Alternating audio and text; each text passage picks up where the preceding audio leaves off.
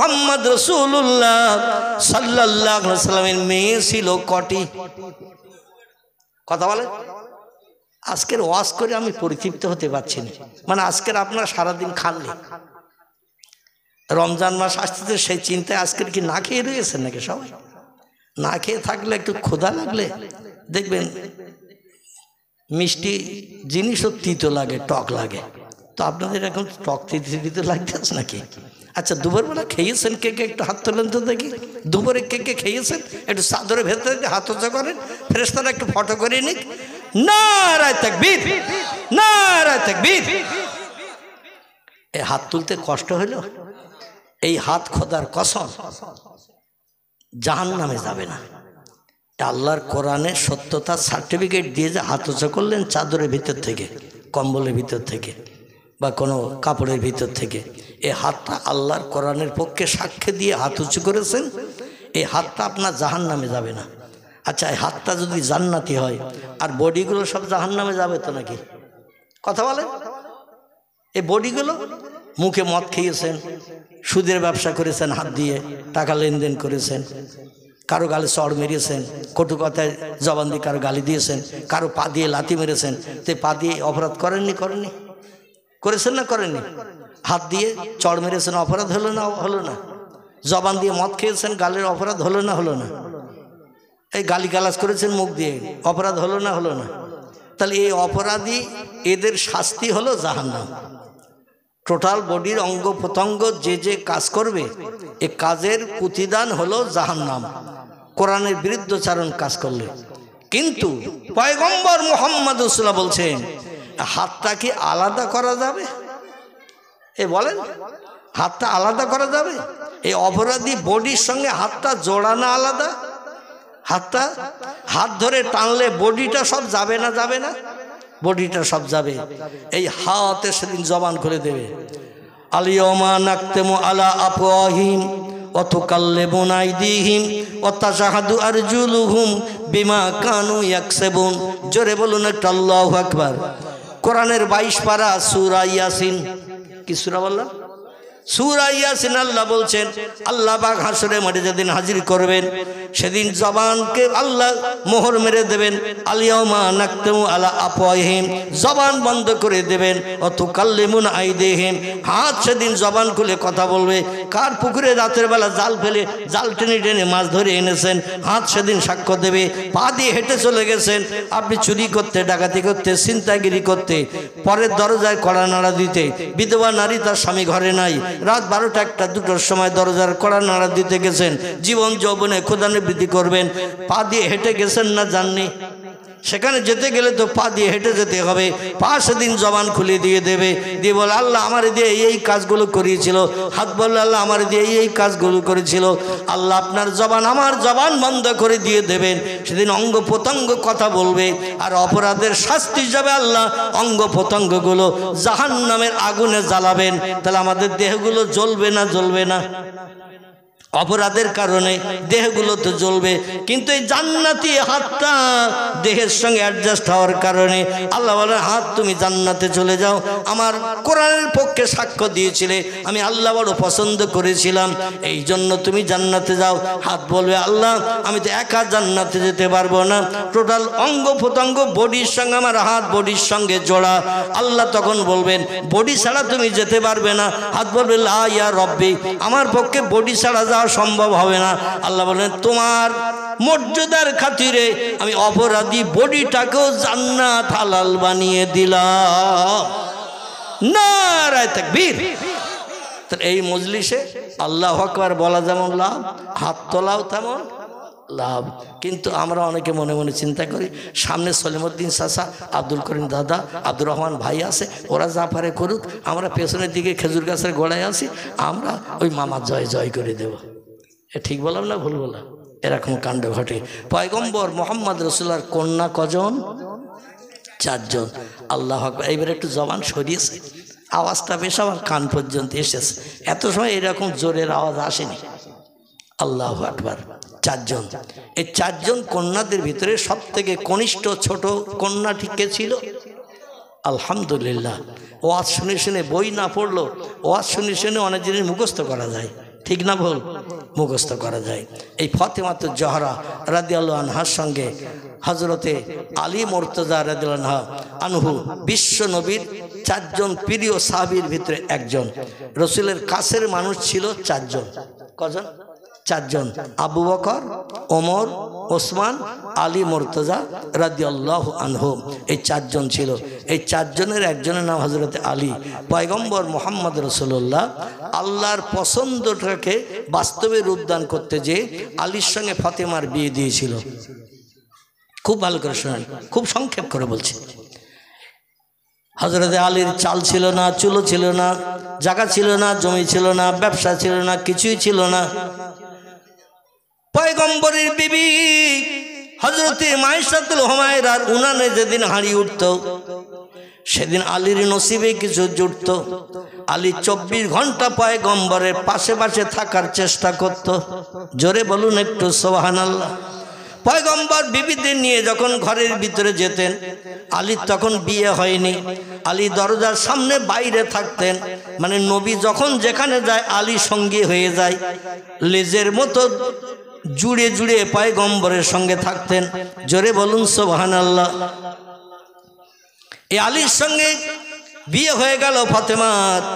বিশ্বনবী মুহাম্মদ রাসূলুল্লাহ আলীর জন্য একটা ভাড়া ঘর ঠিক করে দিলেন, কারণ আলীর কোনো বসত বাড়ি ছিল না। মসজিদে নববীতেই হযরতে আলী কাল কাটাতে। নবী বলেন, আলী আজ আর মসজিদে নববীতে থাকলে হবে না, মায়েশার ঘরের দরজার সামনে শুয়ে থাকলে হবে না। ও আলী, আমার কন্যা ফাতেমারে তোমার সঙ্গে বিয়ে দিস। সংসার জীবনের সুখ ভোগের জন্য মেয়েরা ঘর কন্যা করবে, তাদের থাকার আশ্রয়স্থলের প্রয়োজন। এই জন্য জুলহলাই বলে একটি জায়গা আছে, মদিনা থেকে 8 কিলোমিটার দূর। কতটা দূর? মদিনা থেকে 8 কিলোমিটার দূর একটি জায়গার নাম হলো জুলহলাই। ওখানে এখনো কিছু খেজুর বাগান আছে। বিদেশিরা যখন মরুভূমির পথ পাড়ি দেয়, খেজুর গাছের গায়ে উটগুলো ঘোড়াগুলো বেঁধে রেখে ওই গাছের তলার ছায়ায় বিশ্রাম করে। সামনে ফাঁকা, পিছনে ফাঁকা, ডাইনে ফাঁকা, বাঁয়ে ফাঁকা, কোনো ঘর বাড়ি বসত বাড়ি টাড়ি নাই। এই জন্য ওইখানে এসে বিশ্রাম করে একটু শান্ত হয়ে আবার চলে যায়। নবী বললেন, সেকালে মদিনার কিছু বস্তি মানুষেরা ছোট ছোট বাসা বাড়ি বেঁধে বসবাস করছে।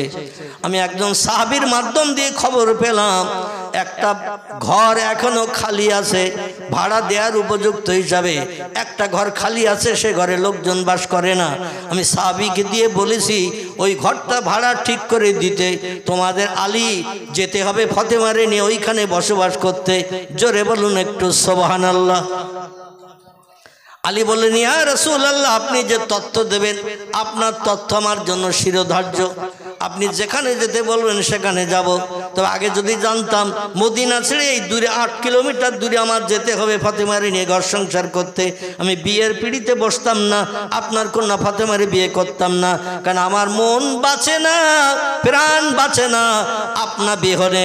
আপনি যেখানে থাকেন আমি সবসময় সেখানে থাকতে ভালোবাসি। জোরে বলুন একটু সুবহানাল্লাহ। নবী বলছেন, লা ইউমিনু আহাদুকুম হাত্তা আকুন আহাব্বা ইলাইহি মিন ওয়ালিদিহি ওয়া ওয়ালাদিহি ওয়ান নাসি আজমাইন। রাওয়াহু মুসলিম।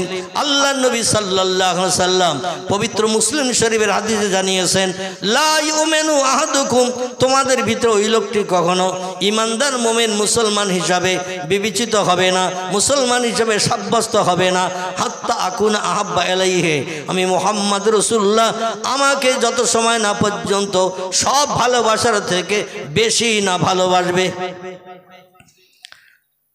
আমাকে যত সময় না পর্যন্ত বেশি ভালোবাসবে তত সময় পর্যন্ত ওই লোকটি পূর্ণ কামেলে মুমিন ঈমানদার হবে না। সাহাবীরা বলেন, ইয়া রাসূলুল্লাহ, বেশি ভালোবাসা বলতে কি বোঝায়?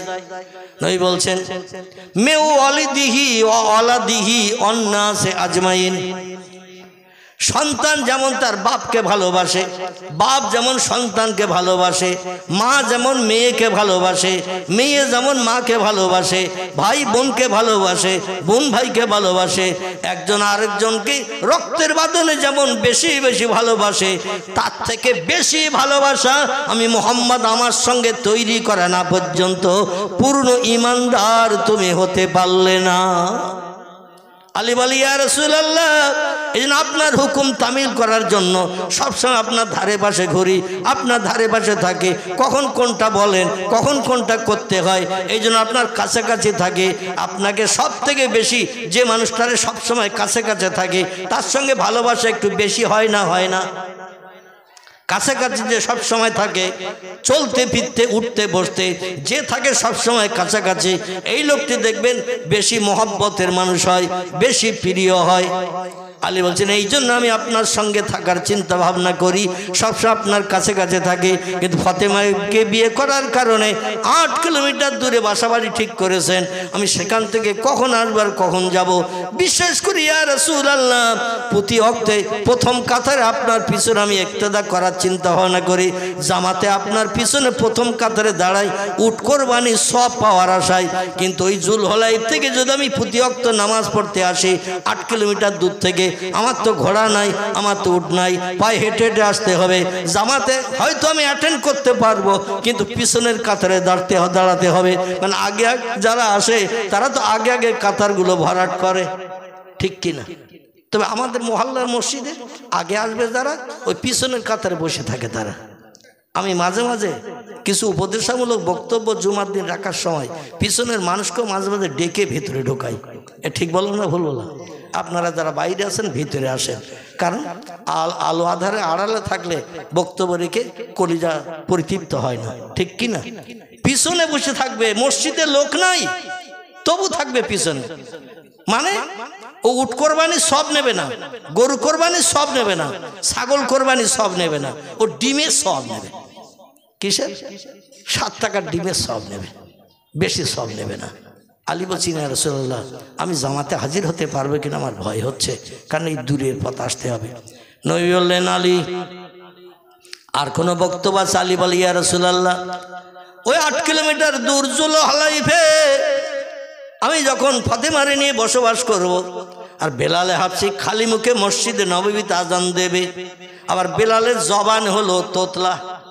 আচ্ছা, তোতলা লোকের কথার আওয়াজ জোর হয় না আস্তে হয়? তোতলা লোকের কথার আওয়াজ আসতে হয়।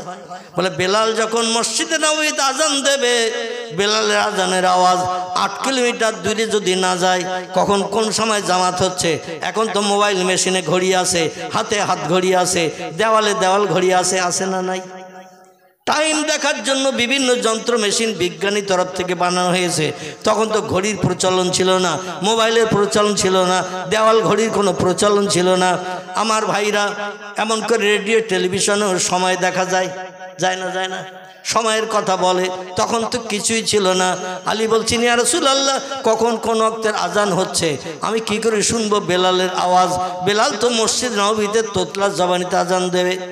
নবী বললেন আলী দুনিয়ায় বেঁচে থাকতেই আল্লাহ তোমাকে জান্নাতের সার্টিফিকেট দিয়েছে, মরণের দিন পর্যন্ত 1 ওয়াক্ত নামাজ তোমার কাজা হবে না। জোরে বলা যাবে না? আল্লাহ কি এমনি এমনি সার্টিফিকেট দিয়েছে? ও আলী 1 ওয়াক্ত নামাজ জামাতে তোমার কাজা হবে না। এই জন্য আল্লাহ পাক তোমার মনের খবর রাখেন। আল্লাহ আলিমুন বিজাতিস সুদূর, বান্দার অন্তরের গোপন খবর আল্লাহ রাখেন। নামাজের মহব্বত, নামাজের প্রেম, নামাজের ভালোবাসা তোমার হৃদয়ে কতটা আছে আল্লাহ বেশি জানেন। আল্লাহু আলামু বিমুরাদিহি, আল্লাহ বেশি জানেন, বেশি খবর রাখেন। অতএব তোমার চিন্তা করতে হবে না। বেলাল তোতলা জবানিতে আজান দিল, এই মসজিদে নবীর হাওয়া জুলহলাইফে তোমার কানে আগে পৌঁছে দেবে। নারায়ে তাকবীর। 8 কিলোমিটার দূরে বেলালের কণ্ঠের আওয়াজ আল্লাহ হাওয়ার মাধ্যম দিয়ে তোমার কানে পৌঁছে দেবে। এখন মাইকে আজান দিল 1.5 কিলোমিটার দূরেও যায় না, ঠিক কিনা? আর গেলেও মানুষ আজানের কোনো খবরই নেয় না, আজানের কোনো ফলো পর্যন্ত করে না, ঠিক না ভুল? আল্লাহ হাওয়ার মাধ্যম দিয়ে তোমার কানে আওয়াজ পৌঁছে দেবে। আর ওই এলাকায় যত বস্তি মানুষ বসবাস করছে ওই খেজুর বাগানের ধারে জুলহলাইফে, ও আলী বেলালের আজান ধ্বনির আওয়াজ যখন তোমার কানে হাওয়ার মাধ্যম দিয়ে আল্লাহ পৌঁছে দেবেন, তুমি ঝুপড়ি ঘর থেকে বেরিয়ে এসে বাইরে তুমি আল্লাহু আকবার ধ্বনির আওয়াজ শুরু করে দেবে। ও আলী, আল্লাহ তোমার দেহে এত শক্তি দিয়েছে, তোমার কণ্ঠের আওয়াজে এত জোর দিয়েছে, তোমার মনের ভিতরে এমন বীরত্বের সাহস আল্লাহ দিয়েছে, তুমি ওই জুলহলাই বস্তিতে বেলালের আজান শুনে তুমি আজানের একটু রিপিট করবে, আজানের পুনরাবৃত্তি তুমি আওয়াজ দিয়ে দেবে। তোমার আওয়াজ সামনে 8 মাইল, পিছনে 8 মাইল, ডাইনে 8 মাইল, বাঁয়ে 8 মাইল, চতুর্দিকে 4 রাস্তা 32 মাইল এরিয়া তোমার আওয়াজ আল্লাহ পৌঁছে দেবে। নারায়ে তাকবীর। এই আলী আজানের পরে দৌড়াতে থাকতেন মসজিদে নববীতে জামাতে শরীক হওয়ার জন্য। সংসার চলছে ফাতেমার সঙ্গে।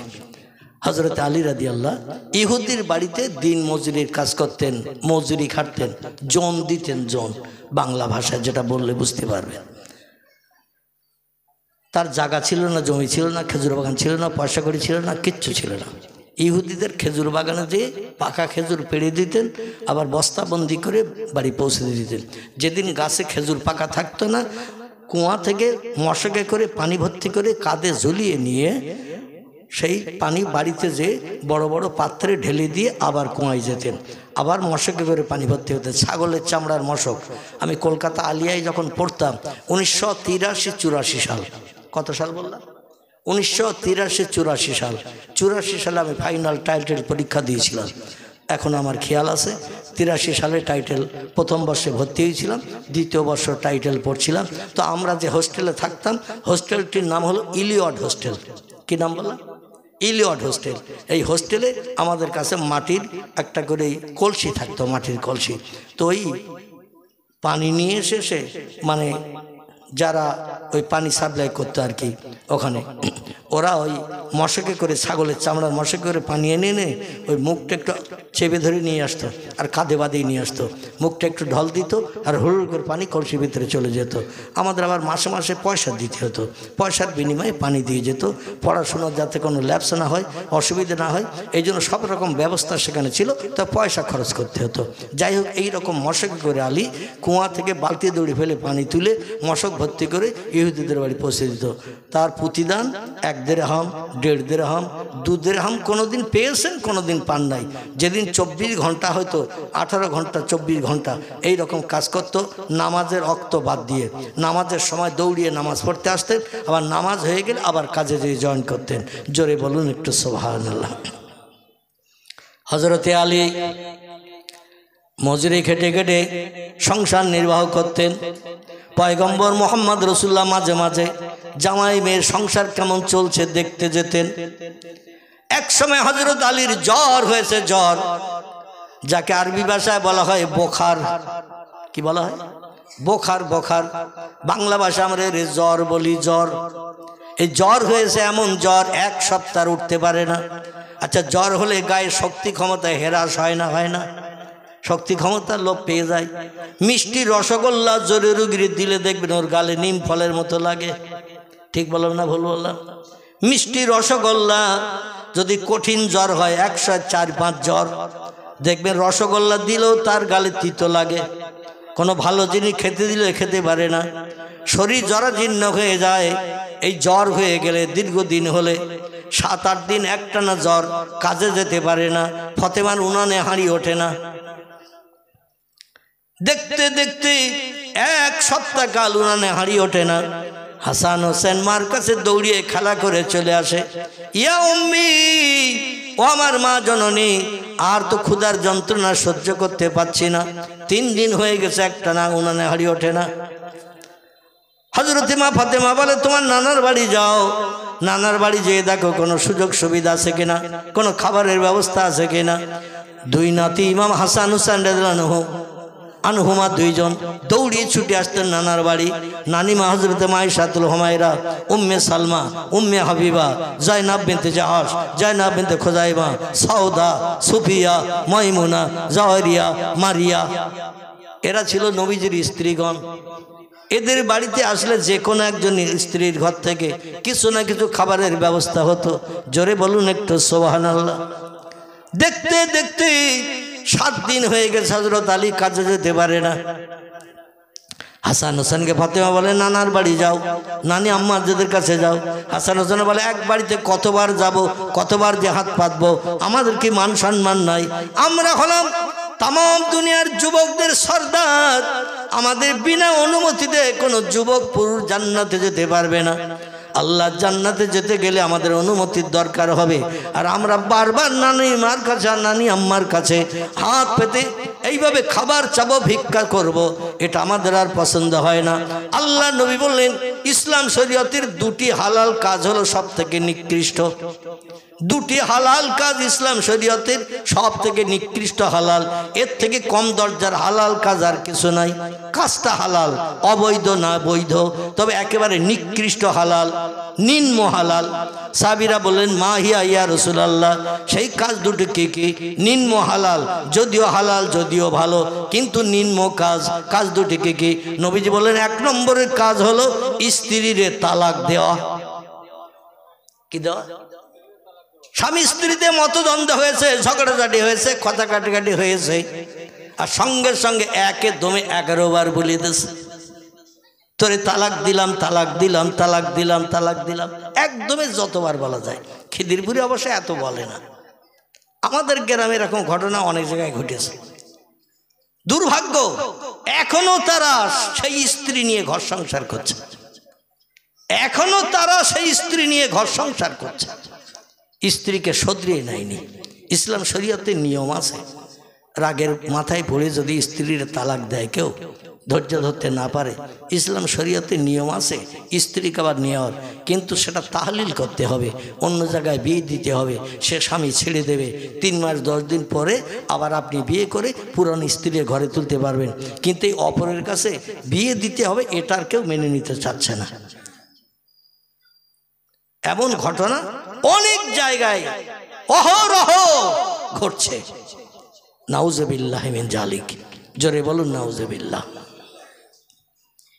আমার ভাইরা, নবী বললেন দুটি নিকৃষ্ট হালালের ভিতরে, নিম্ন হালালের ভিতরে একটি নিম্ন হালাল হলো স্ত্রীকে তালাক দেওয়া।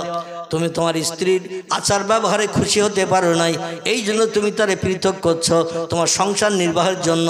আর একটা ওই জাতের মেয়ে তো তোমার ঘরে আনতে হবে। তুমি তো কোনো ছেলেকে বিয়ে করে সংসার চালাতে পারবে না, আর একটা মেয়ের বিয়ে করতে হবে। যে স্ত্রীর তালাক দিয়েছো ওরও বেকা হাড়, যে মেয়েটা আবার বিয়ে করে আনবে তারও বেকা হাড়। যে স্ত্রীর সঙ্গে ঝামেলা হয়েছে, যার কারণে তালাক দিয়েছো, এই স্ত্রীর তুমি ঘরে আনছো নতুন, এর সঙ্গে কি ঝামেলা হবে না? এ সার্টিফিকেট তোমারে দিল কে? কি বোঝা গেল? আবার নতুন যে স্ত্রীকে আনছো একটা স্ত্রীর তালাক দিয়ে, এ তো বেকা হাড়ের তৈরি, এরও সঙ্গে তো সংসার করতে গেলে ঝামেলা হবে, কথা কাটাকাটি হবে, গালিগালাজ হবে। তাহলে এইভাবে তুমি সারা জীবনকে বিয়ে করবে আর তালাক দেবে? বরং ধৈর্য ধরো, সবর ইখতিয়ার করো, যেভাবে মানিয়ে নিয়ে সংসার চালানো যায় সেভাবে চালাও। এই কাজটা হলো একেবারে নিকৃষ্ট, কম দরজার হালাল। আর একটা হালাল আল্লাহ নবী বলছেন ইসলাম শরীয়তে আর একটা হালাল আছে, নিম্ন হালাল। সে হালালটি হলো কারো কাছে হাত পেতে কিছু চাওয়া। বোঝা গেল? কারো কাছে হাত পেতে কিছু চাওয়া, এটা হলো একেবারে নিম্ন হালাল। এই জিনিসটা আমি আল্লাহর নবী কোনোদিন কারো কাছে হাত পেতে কিছু চাই নাই, আর আল্লাহ যেন আমার চাইতে না দেয়। কারো কাছে হাত পেতে কিছু চাওয়াটা এটা বড় নিন্দনীয়, লজ্জাকর ব্যাপার। মুসলমানদের ঘরের কিছু মানুষ দেখবেন 10 হাজার 20 হাজার টাকা ব্যাংক ব্যালেন্স রয়েছে, তবু ভিক্ষা করে বেড়াচ্ছে। আছে না নাই? জায়গা জমি আছে 1-1.5 বিঘে, 2 বিঘে, 4 বিঘে জমি রয়েছে, ভিক্ষা করে বেড়াচ্ছে। পাকা ঘর বাড়ি রয়েছে, সাধ্য পাকা ঘর বাড়ি, পরের বাড়ি ঝিয়ের কাজ করলে যথেষ্ট তার চলে, গায়ে শক্তি ক্ষমতা আছে, ও ভিক্ষা করে খাচ্ছে। পরের কাছে শুধু এই দরজায় হাত পাতা, মা কিছু দাও, ভিক্ষা দাও, এটা দাও, ওটা দাও, যেটা দেখবে ওরা সেটা চাবে। দুনিয়া সব যদি ধরিয়ে দেন তাও ওদের কলিজা ভরবে না। হ্যাঁ, ঠিক বললো না? বললো না? যেটা দেখবে সেটা চাবে। এই ভিক্ষুকদের এটা ব্যাড হ্যাবিট, এটা বদ অভ্যাস। একটা দড়িতে যদি শাড়ি মেলে দেওয়া থাকে সেটাও চাবে।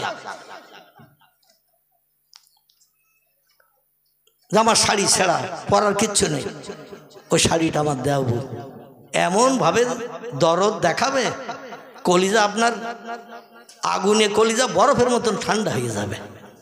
পরে খোঁজ নিয়ে দেখা যাচ্ছে ওর বাড়ি 7খানা শাড়ি তোলা করে ভাঁজ করে রাখা রয়েছে। বলছে আমার ছেঁড়া শাড়ি পরার মতন নাই, তোমার ওই শাড়িটা আমার দাও বুবুজান। এই ঘটনা ঘটে না ঘটে না? আমার বাড়িতে তো ঘটে। আমার ভাইয়ের নবী বলছেন কারো কাছে হাত পাতাটা হলো নিন্দনীয় হালাল। হযরত ইমাম হাসান হুসাইন আর যেতে চাইছে না নানি আম্মাদের কাছে। বলে তাহলে অপেক্ষা করো, দেখি কোনো আল্লাহ কোনো ব্যবস্থা করে কিনা।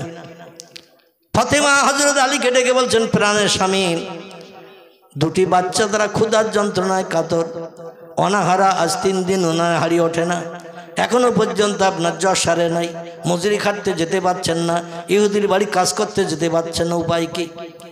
আলী বললেন এ ফাতেমা, আমিও বাচ্চাদের মুখের দিকে তাকিয়ে দেখলাম মুখ শুকনো হয়ে গেছে, কতদিন আর লোকের বাড়ি যে এইভাবে খাবার চাবে। নবী নন্দিনী ফাতেমার সন্তান হিসাবে দেখি কিছু করা যায় কিনা। যে ইহুদির বাড়িতে মজুরি খাটতো, খেজুর গাছের খেজুর পাড়তো, কুয়ার থেকে পানি তুলে তার মশক ভর্তি করে বাড়িতে বড় পাত্রে ভরে দিত, তার বাড়ি যেয়ে বলছেন আমি অসুস্থতা ছিলাম দীর্ঘ আর 7 দিন, যার কারণে উনানে হারিয়ে ওঠে না, 3-4 দিন হয়ে গেল, বাধ্য হয়ে আমার গায়ে এখনো শক্তি ক্ষমতা আসে নাই, জ্বর এখনো সারে নাই, কিন্তু কিছু অর্থ আমারে কর্য ধান না দিলে আমার সংসারে উনানে তো হারিয়ে উঠছে না, বাচ্চারা অনাহারা হয়ে মারা যাচ্ছে, আমার বিবির মুখটাও কালো হয়ে গেছে, নানা নানির কাছে আর কতদিন যে চাইবে, আমাদেরও মান সম্মান ইজ্জতে লাগছে। নবী বলছেন মানুষের কাছে হাত পাতাটা হলো একেবারে নিকৃষ্ট নিন্দনীয় হালাল, সব থেকে কম দরজার হালাল। এ কাজটা করাও আল্লাহর নবী পছন্দ করেন না। 8 দিন পেটে পাথর বেঁধে রেখেছে, কিন্তু কারো কাছে হাত পেতে নবী কিছু চান নাই। চিল্লাই বলুন একটু সুবহানাল্লাহ। কদিন? 8 দিন। 8 দিন পেটে পাথর বেঁধে রেখেছেন, জামা গায়ে দিয়েছেন পাথর উপরে, পেটটা উঁচু। সাহাবীরা দেখে নবীজির পেট উঁচু, নিশ্চয়ই নবীর বিবিরা ভালো মন্দ রান্না করেছে, নবী খেয়েছেন একটু বেশি বেশি, তাই জামাটা ঠেলে রয়েছে। এই দেখে সাহাবীরা বাড়ি যেয়ে বিবিদের বললেন ভালো মন্দ রান্না করো, নবী ভালো খেয়েছেন আমরাও ভালো খাবো, নবী না খেলে আমরা অনাহারা থাকবো।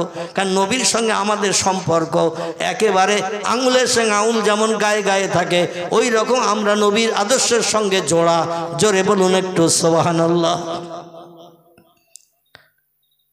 আমার ভাইরা, ইহুদি বলছেন আলী তুমি কি বলতে চাইছো বলো। বলো আমার কিছু টাকা কর্জ দাও, পরবর্তীতে মজুরি খেটে কাজ করে দেনা পরিশোধ করব। অনেকের যাদের জায়গা জমি আছে তাদের অনেকে লাখ জানা, মানে অটোমেটিক 1 মাস 1.5 মাস 2 মাস বছরের ভিতরে 2 দিন 5 দিন 10 দিন কাজ কামাই যায়। তাছাড়া বাকি একটা মানুষের বাড়ি কাজ করে এরকম লোক অনেকে আসে না, আসে না, অনেকে আছে একটা না কাজ করে তার বাড়ি, বিশ্বস্ত মানুষ, অন্য কাউরে কাজে না নিয়ে তারে কাজে নাই। আলী বলল পরবর্তীতে আপনার বাড়িতে আমি মজুরি খাটি, অন্য কোথাও তেমন কাজ করতে যাই না, আপনার কাজ না থাকলে অন্য জায়গায় কাজ খুঁজি, আপনার কাজ থাকলে আপনার কাজ করি।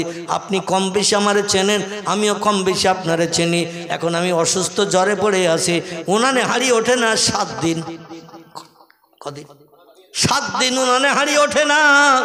এই জন্য আপনার কাছে আমার আপত্তি, আমার অনুরোধ, কিছু টাকা কর্জ দেন, ধার দেন, আমার সংসারও চালাবো, কিছু কিছু করে টাকা কেটে দিয়ে দে, আপনার দেনা পরিশোধ করব। ইহুদি বলল আলী তুমি টাকা ধার নিয়ে যদি আমার কাজে আর না আসো, কোথায় তোমারে খুঁজতে যাব, কোথায় তোমারে তালাশ করব? বরং তুমি এক কাজ করতে পারো, কিছু আমার কাছে জামিন রেখে টাকা নিয়ে যাও, সেই জামিনের দিকে দৃষ্টি নিক্ষেপ করে কোনোদিন তুমি আমার টাকার ফাঁকি দিতে পারবে না। আমাদের দেশে দেখবেন এই ধরনের সুদের ব্যবসা প্রচলিত আছে, আছে না নাই? আমার 1 ভরি সোনা রেখে দেন, 20,000 টাকা দেন, আমি এই টাকাটা নিয়ে একটু আমার কাজে লাগাই, পরবর্তীতে আমি সোনাটা ফিরিয়ে নিয়ে যাব আর আপনার টাকাটা দিয়ে যাব। আছে না এরকম? অনেক অন্যান্য জিনিসপত্র কারো কাছে রেখে, অনেকে আমানত স্বরূপ কারো কাছে কোনো জিনিসপত্র রেখে টাকা পয়সা ধার কর্জ নেয়। কারণ এই জিনিসটা আমার কাছে রাখলে তুমি যে টাকা ধার নিয়েছো তোমার মনে থাকবে, টাকাটা ছাড়িয়ে নিয়ে যেতে হবে, কারণ জিনিসটার যে দাম তার থেকে কম টাকা তোমারে দিয়েছি। এই জন্য বেশি টাকা দামের জিনিস তোমার স্মরণে থাকবে, ফেরত নিয়ে তুমি যাবে, এই জন্য আমার টাকাটা আর মার যাবে না, এই জন্য কিছু আমারে দিয়ে যাও। আলী বললেন, আমার ঘরে যদি কিছু থাকতো আপনার কাছে আমি আর কর্জ চাইতে, ধার চাইতে আসতাম না। সোনা নাই, রূপা নাই, টাকা নাই, পয়সা নাই, জায়গা নাই, জমি নাই যে বিক্রি করব। আমার শ্বশুর মশাই জুলহলাই বস্তিতে একটা ভাড়া বাড়ি ঠিক করে আমাদের বসবাসের জন্য দিয়েছেন। মাসে মাসে যে ভাড়া দিতে হয় ওটা আমি আলী দিই না, আমার শ্বশুর দিয়ে দেয়। জোরে বলুন একটু সুবহানাল্লাহ।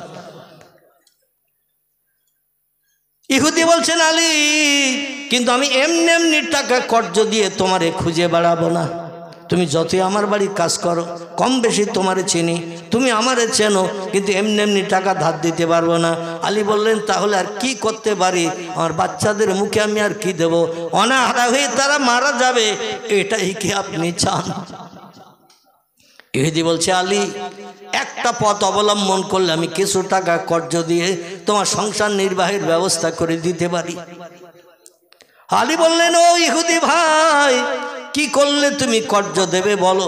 এখন নিরুপায় হয়ে যেটা বলবো আমি সেটা করব। বলে, তোমার দুটো ছেলে আছে না? হযরত আলী বলছেন, নাম ইয়াখি, হ্যাঁ আমার দুটো ছেলে আছে। বলে, ছেলে দুটোর নাম কি? বলে, একটার নাম হাসান, একটার নাম হোসাইন। বলে, ছেলে দুটো আমার কাছে তুমি রেখে যাও, আর এই টাকা নিয়ে যাও তুমি 200 দিরহাম। কত? 200 টাকা। 200 টাকা সৌদি আরবের দিরহাম বলা হয়। 200 টাকা তুমি কর্জ নিয়ে যাও, আর দুটো ছেলের আমার কাছে আমানত স্বরূপ রেখে যাও। যেমন সোনা দানা বন্ধক রাখি আমরা, রাখি না অনেকে? সোনা দানা বন্ধক রেখে টাকা পয়সা নেই, আবার সমস্যা মিটে গেলে সোনা ফিরিয়ে নিয়ে আসি, কিন্তু ওর সুদ দিতে হয়। আবার শতকরা 3 টাকা, শতকরা 4 টাকা, শতকরা 2 টাকা, এইভাবে টাকা বাড়তি দিতে হবে যতদিন তুমি আসলটা শোধ না করবে। শরীয়তে এই সুদটাই হারাম। যত টাকা নিয়েছি তত টাকা ফেরত দেবেন, বাড়তি দিতে হবে না, এটা শরীয়তে জায়েজ। কিন্তু আপনি গহনা রাখলেন, কোনো জিনিস রাখলেন, আবার প্রতি মাসে মাসে শতকরা 2 টাকা 3 টাকা বাড়তি দিতে হবে। যে লোকটি নেবে সুদের নিল, এবং আপনি বিপদে পড়ে আপনি নিয়েছেন, আপনাকেও সুদের টাকা দেওয়াটা, সুদ নেওয়া এবং দেওয়া উভয়ই সমান গুনাহগার। জোরে বলুন একটু নাউজুবিল্লাহ। যাই হোক, আমাদের দেশে এখন ওই নিয়ম চালু করলে চরম বিপদ হবে। কেউ আর পয়সা দেবে না, দেবে দেবে না। যাই হোক, ওদিকে এখন যাব না। আমার ভাইরা হযরত আলীকে বললেন, তোমার ছেলে দুটো আমার কাছে আমানত রেখে যাও, কারণ আমি যতটুকু শুনেছি হাসান হুসেনকে বড় ভালোবাসো, বড় মহব্বত করো, প্রেম করো, এবং তোমার শ্বশুরের চেহারার সঙ্গে হাসান হুসেনের চেহারার অবিকল মিল আছে, না দেখলে তুমি থাকতে পারবে না। এই জন্য আমার ঘর থেকে তোমার ছেলেদের ফিরিয়ে নিয়ে যাওয়ার জন্য তুমি ব্যস্ত হয়ে পড়বে, তাড়াতাড়ি ফিরিয়ে নিয়ে যাবে, আর আমার 200 দিরহামের কর্জ আদায় করে দিয়ে যাবে। এই জন্য আমি তোমার হাসান হুসেন দুটি ছেলে ছাড়া এমনি 200 দিরহাম দেব না। আলী চিন্তা শুরু করলেন, কি করি? চিন্তা করছেন দাঁড়িয়ে দাঁড়িয়ে, কি করি? ফাতেমা তো হাসান হোসেন ছাড়া এক মুহূর্ত বাঁচতে পারে না। বলে, আমি একটু বাড়ির থেকে ঘুরে আসি, আমার বিবিকে একটু জানিয়ে আসি, নিজে নিজে কোনো সিদ্ধান্ত নেব না, আমার স্ত্রী যেটা নিতে বলবে সিদ্ধান্ত আমি সেটাই নেব। দৌড়ে হযরত আলী বাড়ি ফিরে এসেছেন। ফাতেমা বলছেন, মা হালুকে মাকবারুকে ইয়া যাওজি, প্রাণের স্বামীন কোন সুরাহা হলো নাকি? আলী বলছেন, নাম ইয়া জাওজাতি, এ প্রাণের বিবি ফাতেমা, এ সাইয়্যিদাতুন নিসা, तमाम দুনিয়ার নারীদের সরদারিনী শোনো। ইহুদি টাকা দিতে রাজি হয়েছে 200 দিরহাম সংসার নির্বাহের জন্য, কিন্তু দুটি ছেলেকে আমানত রাখতে বলছে তার বাড়ি। আমি টাকা শুধু যদি নিয়ে আসি হয় তার যাব না, তার বাড়ি টাকা ফেরত দেব না, এই ধারণা করছে ইহুদি। এজন্য ছেলে দুটো তার বাড়ি রেখে এসে যদি আমি টাকা নিয়ে আসি, ছেলে ফিরে আনার জন্য আমরা ব্যস্ত থাকবো, তাড়াতাড়ি টাকার পরিশোধ হবে। এজন্য দুটি ছেলে ছাড়া টাকা দিতে চাইছে না। বলে, কতদিন? বলে, 1 মাসের সময় দিয়েছে, 1 মাসের ভিতরে টাকা পরিশোধ করতে হবে। হাসান হোসেনকেও ছেড়ে দেবে, আমাদের 2 ছেলে বাড়ি ফিরে চলে আসবে। হযরত ফাতেমা বলে নিরুপায় হয়ে বলছেন এছাড়া তো আর কোনো উপায় পাচ্ছি না, না খেয়ে অনাহারা হয়ে বাচ্চা দুটোকে মারা যাবে, ইহুদি বাচ্চা দুটোর খেতে দেবে তো? বলে হ্যাঁ, ইহুদির বাড়ি থাকলে ইহুদি খেতে দেবে, ওদের খাওয়ার চিন্তা করতে হবে না, আমাদেরও সংসারটা 200 দিরহাম খরচ করলে আমরা ইনশাল্লাহ বেশ কিছুদিন চালাতে পারবো, আল্লাহ সুস্থ করলে আবার মজুরি খেটে অল্প অল্প করে দেনা পরিশোধ করব। আর 1 মাসের সময় নিয়েছি যখন, আর অসুবিধা নাই, 1 মাসের ভিতরে 200 দিরহাম আমি কিছু কিছু গস্তিত রেখে রেখে শোধ করে হাসান হোসেনকে বাড়ি ফিরিয়ে আনবো। ফাতেমা বলেন না মিয়া জাউজি, এ প্রাণের স্বামী, তবে তাই হোক, আপনার কথার উপরে কথা বলবো না, সংসারের এই দুশ্চিন্তা দূর করার জন্য, অভাব দূরীকরণের জন্য আপনি যে সিদ্ধান্ত নিয়েছেন, আপনার সিদ্ধান্ত আমি একমত হলাম, তবে সংসারে পরিচালনার জন্য যেটা আয় করে নিয়ে আসবেন একটু কম কম সংসারে খরচ করে টাকা গস্তিত রেখে 1 মাসের ভিতরে ফিরে আনার চেষ্টা করবেন। আলী বললেন না মিয়া জাউজাতি, ওটা আমারে বলতে হবে না, তোমার বাবা আমারে বলেছে আনা মদিনাতুল ইলমে ওয়া আলিউন বাবুহা, আমি হলাম জ্ঞানের শহর, আর ওই শহরের দরজা হলো হযরতে আলী।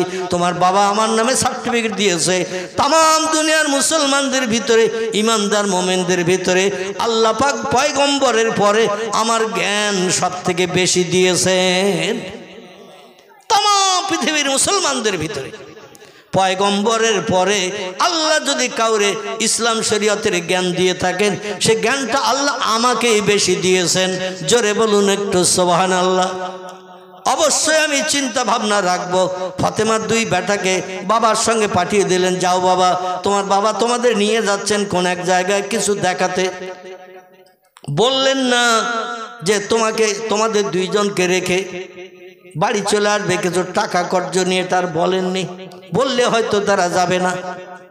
সংক্ষেপ কথা, আমার ভাইর এই 2 জনকে নিয়ে এবার ইহুদির কাছে দিয়ে দিলেন। ইহুদি বলল শোনো, 1 মাসের ভিতরে কিন্তু টাকা পরিশোধ করতে হবে, 1 মাসের ভিতরে, বসো, 1 মাসের ভিতরে কিন্তু টাকা পরিশোধ করতে হবে। 1 মাসের ভিতরে যদি টাকা পরিশোধ না করো তাহলে কিন্তু সন্ধ্যা গড়িয়ে গেলে, সূর্য অস্তমিত হয়ে গেলে হাসান হোসেন কিন্তু আর ফেরত হবে না। সন্ধ্যাবেলা সূর্য পশ্চিম দিকে অস্তমিত হয়ে গেলে হাসান হোসেন কিন্তু আর ফেরত হবে না। 1 মাসের ভিতরে তোমাকে টাকা পরিশোধ করতে হবে। আলী দিন মজুরি করে সংসার চালায়, কিছু কিছু অর্থ রেখে দিয়ে দেখতে দেখতে দেখা গেল 1 মাস হতে আর 1 দিন বাকি, 200 দিরহাম টাকা জোগাড় হয়নি। মাগরিবের নামাজ পড়তে গেছেন হযরতে আলী, আসরের সময় থেকে হযরত আলী নবী সাহাবীদের কাছে বলছেন, ভাইরা আমি একটু বিপদগ্রস্ত আছি, দুশ্চিন্তায় আছি, আমি একজনের কাছ থেকে 200 দিরহাম এনেছিলাম ধার করে, আজকের এর ভিতরে সন্ধ্যার আগে টাকা ফেরত দিয়ে দিতে হবে, কিন্তু আমি বহু মানুষের কাছে হাত পেতেছি, আমি অভাবী গরিব মানুষ বলে কেউ আমার কর্জ দিল না, শেষ পর্যন্ত আমার হাসান হোসেন কি ঘরে ফেরত আসবে না। সবাই বলল আমাদের কাছে এমন অর্থ নাই, টাকা নাই যে তোমারে দিয়ে হাসান হোসেনের উপকার করব, টাকা দিয়ে ইহুদির কাছ থেকে 2 বেটারে ফেরত নিয়ে আসবে, আমাদের তেমন পয়সা নাই। দেখতে দেখতে মাগরিবের আজান হয়ে গেছে, বেলাল হাবশী আজান ধ্বনি দিয়েছেন, আল্লাহর পয়গম্বর মাগরিবের জামাতে নামাজ পড়াচ্ছেন, আলী রাদিয়াল্লাহু কাতারে দাঁড়িয়ে গেছেন, হাসান হোসেন কিন্তু এখন ইহুদির বাড়ি। মাগরিবের নামাজ হয়ে গেল, পয়গম্বর নামাজ শেষ করে দিলেন, সাহাবীরাও নামাজ শেষ করে যাচ্ছে আপন আপন গন্তব্যে বাড়ি চলে যাচ্ছেন। হযরতে আলী মাথা নিচু করে চোখ দিয়ে ঝরঝর করে মসজিদে নববীর বারান্দা, মসজিদে নববীর জমিনের জায়নামাজের পাটি ভিজাতে শুরু করেছেন। কান্নার একটা আওয়াজ, কুনকুন করে আওয়াজ হচ্ছে। আল্লাহ নবী বললেন, মাফ কুকা ইয়া ইউহাল আসহাব, এ সাহাবীরা মাগরিবের নামাজ হয়ে গেল, সবাই আপন আপন গন্তব্যস্থানে ঘরে ঘরে ফিরে গেল, কিন্তু কোথা থেকে একটা করুণ কান্নার আওয়াজ আসছে, কে কাঁদছে একটু দেখো বলো। সাহাবীরা খোঁজ নিয়ে দেখে আলী রাদিয়াল্লাহু মাথা নিচু করে মসজিদ নববীর ভিতরে বড়ে বসে কুনকুন করে কাঁদছেন, হাউ হাউ করে তিনি কাঁদছেন, কান্নার আওয়াজটা একটু আস্তে আস্তে হচ্ছে, জোরে জোরে কাঁদেন না। সাহাবীরা বলে, ইয়া রাসূলুল্লাহ, আপনার প্রিয় জামাই ফাতেমার স্বামী কান্না করছে, ফাতেমার স্বামী কান্না করছে ইয়া রাসূলুল্লাহ। আল্লাহ নবী বলেন, আলী আমার কাছে ডাকো। পয়গম্বর মুহাম্মদ রাসূলুল্লাহর কাছে আলীকে ডাকা হলো। আলীকে বলল, মাফ কুকা ইয়া আলী ইবনে আবি তালিব, এ আবু তালেবের বেটা আলী, তুমি কাঁদছো কেন? হযরত আলী বললেন, ইয়া রাসূলুল্লাহ, হাসান হোসেন ইহুদির বাড়ি জামিনদার, 200 দিরহাম এনেছিলাম। আজকের মাগরিবের ভিতরে সন্ধ্যা হওয়ার আগে টাকা ফেরত দেওয়ার কথা ছিল, কিন্তু আমি টাকা জোগাড় করতে পারিনি। অনেক নবী সাহাবীদের কাছে ধার চেয়েছে, কর্জ চেয়েছে, তারা কেউ দিয়ে আমার এই বিপদ থেকে উদ্ধার করতে পারেননি। তাই আর আমার 2 বেটাকে ইহুদি ফেরত দেবে না। সন্ধ্যা হয়ে গেছে, মাগরিবের নামাজ হয়ে গেছে, এই জন্য আমি ফাতেমার কাছে যে কি জবাবদিহি করবো ইয়া রাসূলুল্লাহ। তার 2 বেটার চেহারা আর ফাতেমা দেখতে পাবে না, ইহুদি ওদের আর ছাড়বে না। তাই আমি বসে বসে নিরুপায় হয়ে কাঁদছি। রাসূল বললেন, এ আলী, তুমি কেঁদো না, তুমি কেঁদো না। আল্লাহ পাক আমি পয়গম্বর মুহাম্মদ রাসূলুল্লাহ আমাকে এখন হায়াতে বাঁচিয়ে রেখেছেন। জোরে বলুন একটু সুবহানাল্লাহ। নবী বললেন, আলী, কত টাকা তুমি জামিন রেখে হাসান হোসেনকে রেখে এসেছো? বলে, ইয়া রাসূলুল্লাহ 200 দিরহাম। বলে, 200 দিরহাম যদি হয় তাহলে আমার সাহাবীরা যারা মসজিদে নববীতে আছে তাদের একটু ডাকো। সাহাবীদের ডাক দেয়া হলো, সাহাবীর এসে হাজির হলো। আল্লাহ বললেন, তোমাদের কারো কাছে 200 দিরহাম কর্জ পাওয়া যাবে। হাসান হোসেনকে জামিন থেকে মুক্তি করে নিয়ে বাড়ি ফিরিয়ে আনা হবে। ফাতেমার দুলাল ফাতেমার ঘরে আসবে। আজকের সন্ধ্যার ভিতরে টাকা দেওয়ার কথা ছিল, কিন্তু মাগরিবের নামাজ অতিবাহিত হয়ে গেছে, রাত হয়ে গেছে, সূর্য অস্তমিত হয়ে গেছে। 200 দিরহাম তোমরা কে দিতে পারবে? নবী সাহাবীরা বলে, ইয়া রাসূলুল্লাহ, নামাজ পড়তে এসেছি খালি হাতে, আমাদের কাছে তো পয়সা নাই। ওসমান রাদিয়াল্লাহু যখন যেথায় যেতেন সবসময় কাছে পয়সা রাখতেন। জোরে বলুন একটু সুবহানাল্লাহ। এই জন্য তার নামের পাশে সার্টিফিকেট দেওয়া হয়েছে, ওসমান গনি, মদিনার ধনী। জোরে বলুন একটু সুবহানাল্লাহ। ওসমান বলে, ইয়া রাসূলুল্লাহ, আমার পকেটে পয়সা আছে, তো হাত দিয়ে দেখি কত আছে। বিসমিল্লাহ শরীফ পাঠ করে পকেটে হাত দিলেন, দিয়ে যা ছিল বার করেছেন, দেখা গেল 200 দিরহাম। জোরে বলুন সুবহানাল্লাহ। হযরতে ওসমানকে নবী বললেন, ওসমান, জান্নাত আমার একজন বন্ধু থাকবে, সে বন্ধু আবু বকর নয়, ওমরও নয়, ওসমান তুমি ছাড়া, আর আলী নয়, অন্য আব্দুর রহমান বিন আউফ নয়, জুবাইর বিন আওয়াম নয়, সাদ বিন আবি ওয়াক্কাস নয়, তলহা নয়, এমন করে অন্য অন্য সাহাবীরা কেউ নয়। আমার জান্নাতের বন্ধু হবে তুমি। জোরে বলুন একটু সুবহানাল্লাহ। ওসমানের হাতে টাকা নিয়ে আল্লাহর পয়গম্বর আলীর কাছে দিয়ে বললেন, যাও এই টাকা নিয়ে যাও, ইহুদির দেনা পরিশোধ করে হাসান হোসেনকে নিয়ে এসো। এই জন্য আমি 1 মাসাধিকাল হাসান হোসেনকে দেখি না, দৌড়িয়ে দৌড়িয়ে আসে, আমার সঙ্গে গল্পগুজব করে, আমার সঙ্গে খেলা করে, কিন্তু তাদের আর দেখি না। জামিন রেখেছো তাও তো আমারে বলো নাই। আলী বলছি, ইয়া রাসূলুল্লাহ, এখন আর টাকা দিয়ে কোনো লাভ হবে না, টাকা নিয়ে গেলে লাভ হবে না। নবী বললেন, কেন? বলে, সন্ধ্যার আগে টাকা দেওয়ার ওয়াদা ছিল, রাত হয়ে গেছে, মাগরিবের নামাজ হয়ে গেছে, রাতের বেলা টাকা দিলে ইহুদি নেবে না। নবী বললেন, আমি যাই নামাজের পার্টিতে আবার নফল নামাজে বসছি, আল্লাহর কাছে হাত তুলে তোমার 2 বেটার জন্য দোয়া করছি। যাও, আল্লাহ ডুবান্ত সূর্য আর উদয় করে দিন তৈরি করে দেবে। জোরে বলুন একটু সুবহানাল্লাহ। লম্বা ঘটনা আর আলোচনা করব না।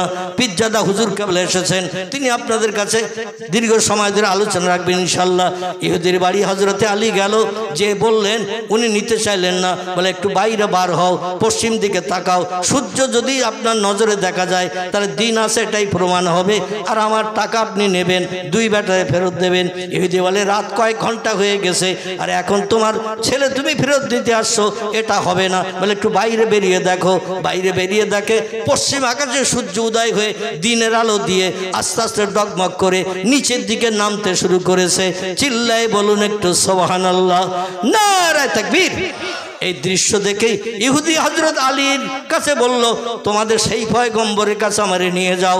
তোমাদের পয়গম্বর মুহাম্মদ রাসূলুল্লাহ যদি ডুবন্ত সূর্যকে উদয় করে দিনের আলো দেখিয়ে দিতে পারে, নিশ্চয়ই বেশক তিনি আল্লাহর আখেরি জমানার পয়গম্বর, এতে কোনো সন্দেহ নাই। আমি আর ইহুদি থাকবো না, কলেমা পড়ে মুসলমান হয়ে তোমাদের জাত ভাই হয়ে যাব। জোরে বলুন একটু আমিন। ওমা আলাইনা ইল্লাল বালাগ। হুজুরের কাছে বেয়াদবির জন্য আমি ক্ষমা চাচ্ছি, মানে ঘটনাটা একেবারে শেষ অঙ্কে এসে গিয়েছিল, এই জন্য 2-4 মিনিট একটু বসিয়ে রাখলাম, এটা বেয়াদবি হলো। যাই হোক, আমি তার কাছে ক্ষমা চাচ্ছি। আগামী আর 2টো তথ্য এখনো বাকি আছে না, ওটা ইনশাল্লাহ অন্য দিন আবার আলোচনা করব। না, হয়ে গেছে, আমার হয়ে গেছে, বলা হয়ে গেছে। আমি এই ঘটনাটা শেষ করলাম, আর 2টি তথ্য বাকি আছে। মরা জেন্দা এবং আল্লাহ পাক রেজেক রুজি কেমন দেয়। আয়াতে 3টি তথ্য আল্লাহ দিয়েছিলেন। একটা হলো মরাকে জিন্দা করা এবং দিনকে রাত করা, এবং আল্লাহ রেজেক রুজি কেমন দেন বান্দাদের, বান্দারা নিজেরাও কল্পনা করে বুঝতে পারে না। যাই হোক, একটি তত্ত্ব পরিবেশন করলাম, 2টি তত্ত্ব বাকি আছে। আগামীতে ইনশাআল্লাহ আল্লাহ যখন যদি সময় সুযোগ দেন, হায়াতে বাঁচিয়ে রাখেন, তত্ত্ব পরিবেশন করব। ওমা আলাইহিল বালাগ। উচ্চ রবে একটু তাকবীর ধ্বনি দেন না।